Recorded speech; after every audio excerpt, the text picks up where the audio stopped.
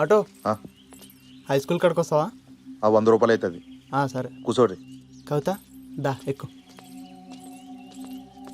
కొమరి గిరాక్ వచ్చిందా? వస్తా. ఎంతమంది? 2. ఏడికి? High school road. దా కూర్చో.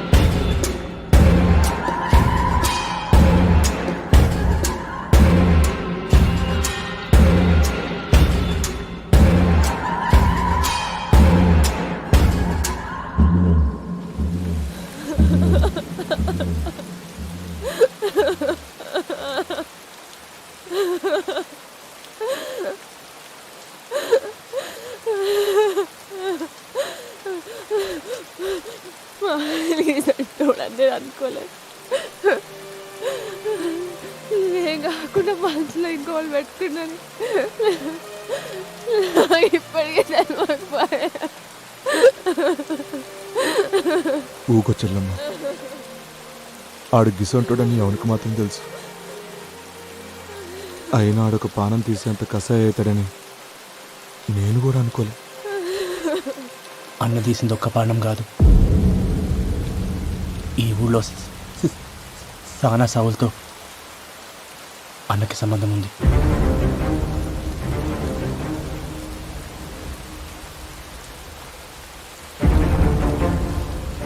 సర్పంచ్ని చంపింది అన్నే.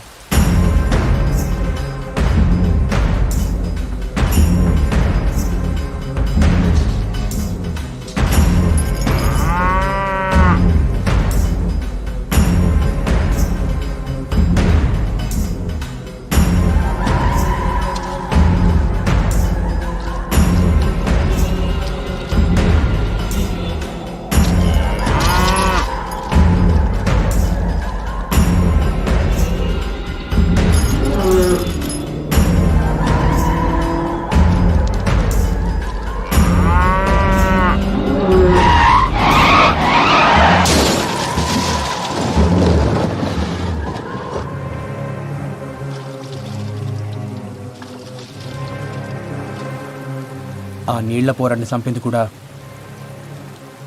అన్ననే.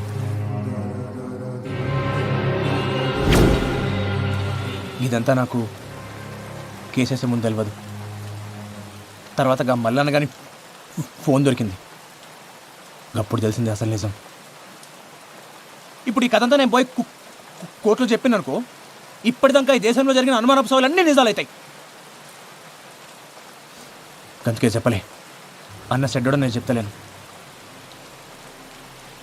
అడిగేది మంచి అనుకుంటూ గదే చేసిండు చెడ్డదారుల.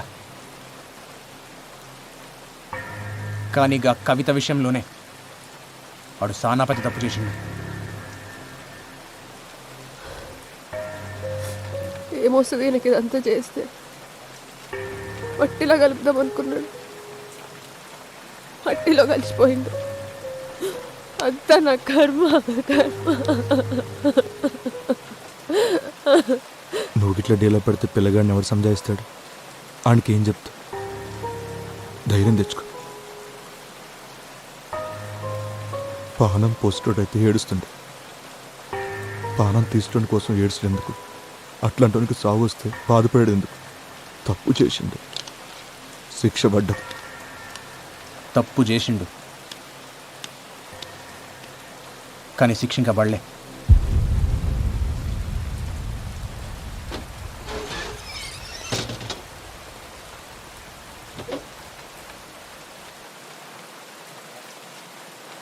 అన్ని ఇంకా బతికే ఉండు.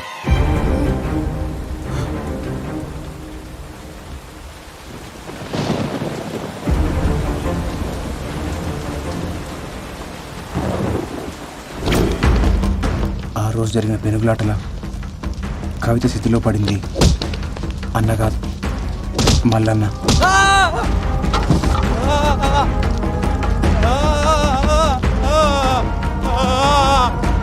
అగ్గంటుకున్న మల్లన్నను చూసి ఆళ్ళోళ్ళు అన్న అనుకున్నారు. అన్న ఏడ తప్పించుకుంటాడో నా కంగారులా వాళ్ళు మల్లన్నని కొట్టి కొట్టి స్థితిలోకి తోసేసారు. ఆధారాల కోసం వెతికినప్పుడు స్థితిలో దొరికిన పళ్ళు అన్న డిఎన్ఏతో మ్యాచ్ అవుతాయా అని చూసిన, కానీ కాలే. ఆ తర్వాత మల్లన్న బిడ్డ డిఎన్ఏతో మ్యాచ్ చేసి చూసిన. అప్పుడు అర్థమైంది, మల్లన్న చనిపోయిండు, అన్న పారిపోయిండు.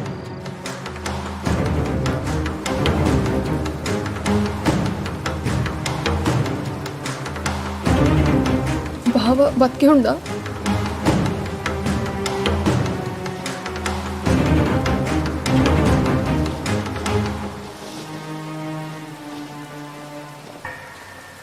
ఎక్కువగా ఆశలు పెట్టుకోకొదినా. ఏడు ఆడు సచ్చిండని అనుకో, ఎందుకంటే ఆడికి ఎన్ని శక్తులున్నా ఈసారి ఖచ్చితంగా సస్తాడు. చూడు, ఎవడు తప్పు చేసినా సరే శిక్ష పడేలా చేస్తా. లాక్ అందరు ఈక్వల్ అన్నట్టు, ఆఖరికి అన్నైనా